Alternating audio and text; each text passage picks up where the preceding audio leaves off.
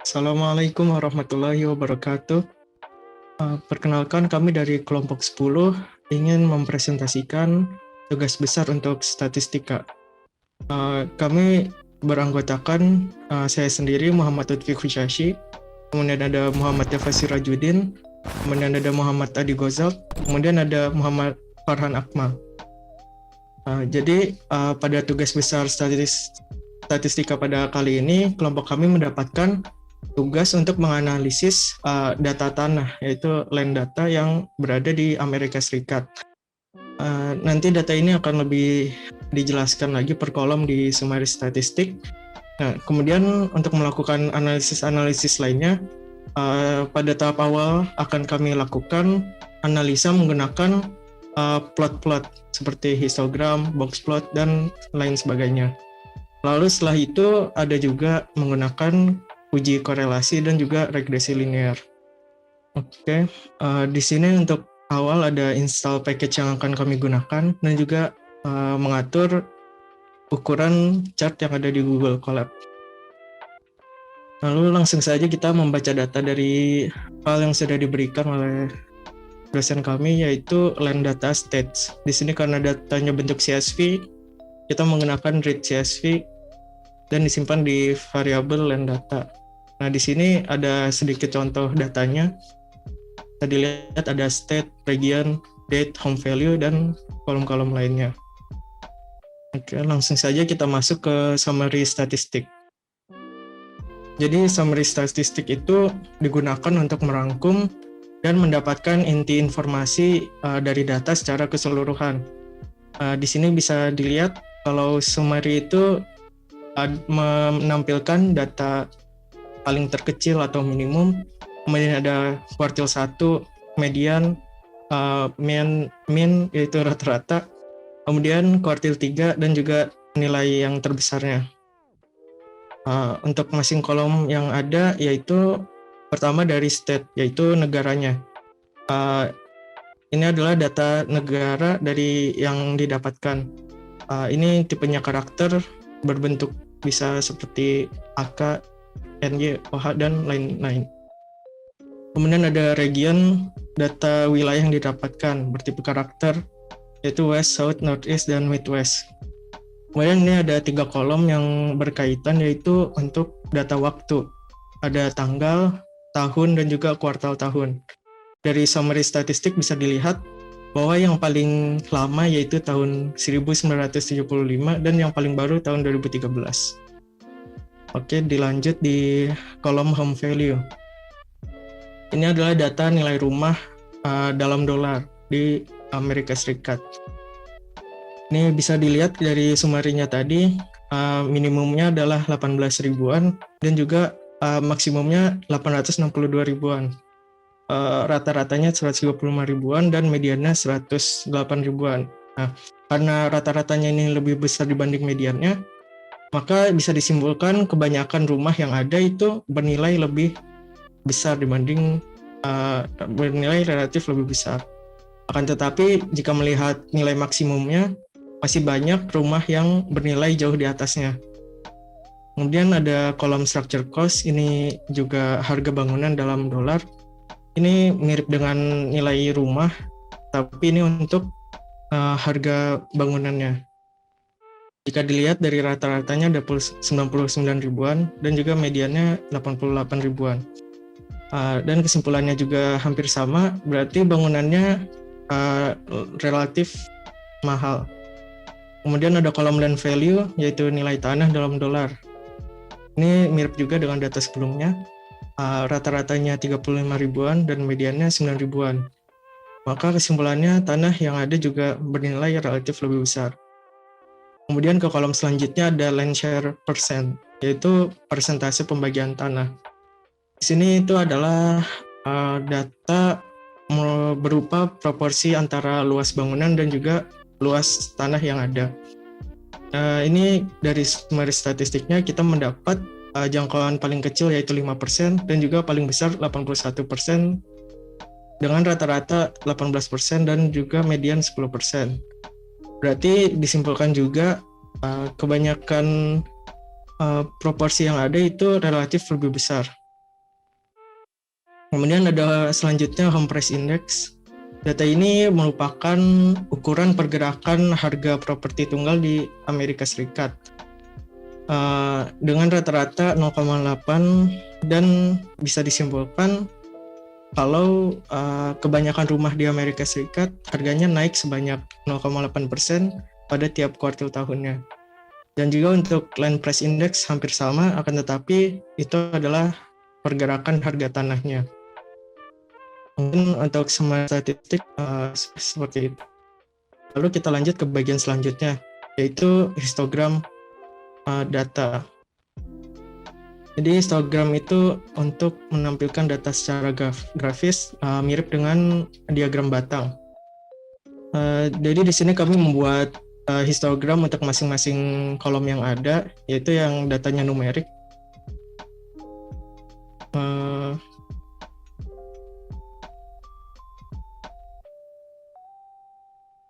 Dari sini kita lihat dulu dari yang pertama, paling kiri atas, yaitu histogram untuk nilai rumah.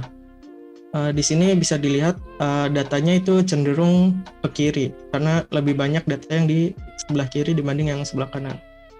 Kemudian di sebelah kanannya ada histogram harga bangunan. Di sini datanya juga agak cenderung ke kiri, tapi tidak sebanyak yang diagram sebelumnya. Kemudian lanjut di sebelah kanannya lagi, yaitu histogram nilai tanah. Kalau ini sangat-sangat miring ke kiri.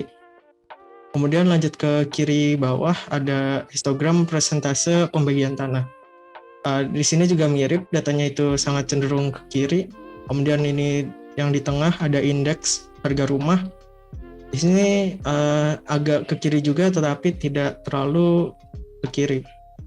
Kemudian yang terakhir, ini ada indeks harga tanah. Histogram ini juga datanya terlihat sangat miring ke kiri. Nah, dari histogram ini bisa disimpulkan untuk data nilai tanah, persentase pembagian tanah, dan juga indeks harga tanah, terdapat banyak sekali data pencilan yang bisa menyebabkan data tersebut miring. Kemudian untuk harga bangunan dan juga indeks harga rumah, ini juga memiliki banyak pencilan, tetapi tidak sebanyak yang data sebelumnya. Untuk lebih jelasnya akan dilakukan dengan analisa dengan box plot. Baik, sekian dari saya. Terima kasih. Ya, langsung kita masuk ke dalam box plot. Ya, jadi box plot merupakan ringkasan distribusi sampel yang disajikan secara grafis, yang bisa menggambarkan bentuk distribusi data, ukuran tendensi sentral, dan juga ukuran penyebaran data pengamatan. Di sini kita akan membuat box plot untuk masing-masing kolom, untuk mengolah masing-masing data, agar mendapatkan kemiringan masing-masing kolom dan juga pencilannya. Kalau dilihat codingannya, kita menggunakan package ggplot dan juga grid extra dengan fungsi geomboxplot untuk membuat box plotnya. Ya, langsung kita masuk ke hasil dari box plotnya. Agak scroll. Ya, dari hasil tersebut kita bisa simpulkan untuk box plot yang di sebelah kiri atas, box plot nilai rumah, itu datanya cenderung miring ke kiri karena median lebih mendekati Q1 dan juga memiliki banyak pencilan. Untuk box plot harga bangunan, data agak cenderung ke kiri, tapi tidak sebanyak box plot lainnya, dan juga memiliki pencilan yang sedikit. Untuk box plot nilai tanah, data sangat miring ke kiri dan juga memiliki sangat banyak pencilan. Untuk box plot persentase pembagian tanah, data sangat miring ke kiri dan memiliki banyak pencilan. Untuk box plot indeks harga rumah, data agak cenderung ke kiri, tetapi tidak sebanyak box plot lainnya dan memiliki sedikit pencilan.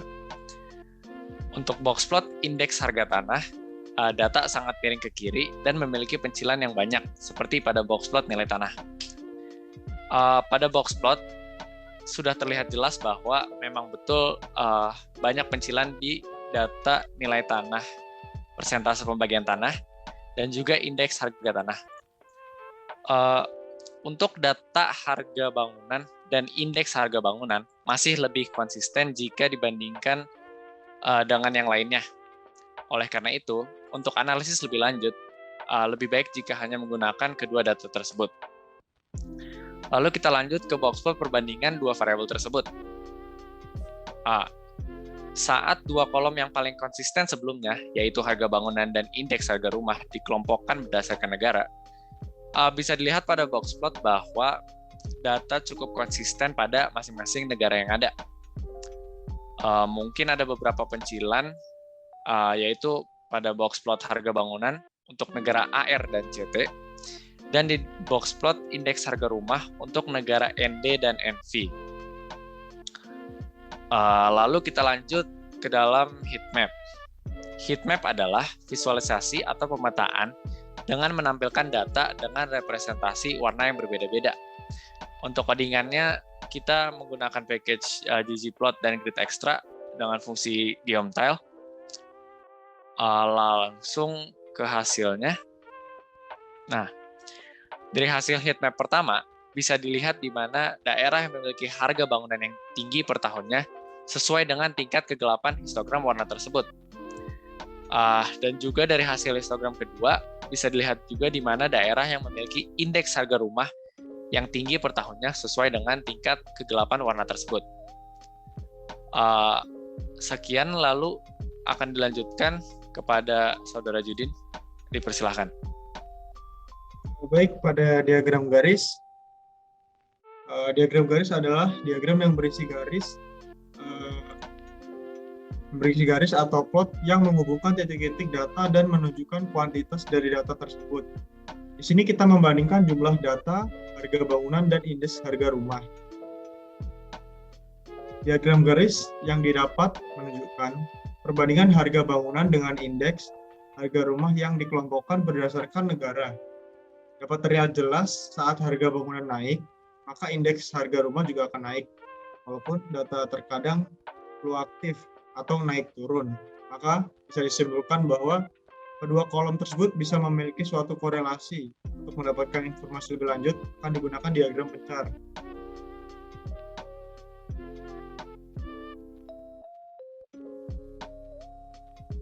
Diagram pencar adalah gambaran yang menunjukkan kemungkinan hubungan antara pasangan dua macam variabel dan menunjukkan keeratan hubungan antara dua variabel.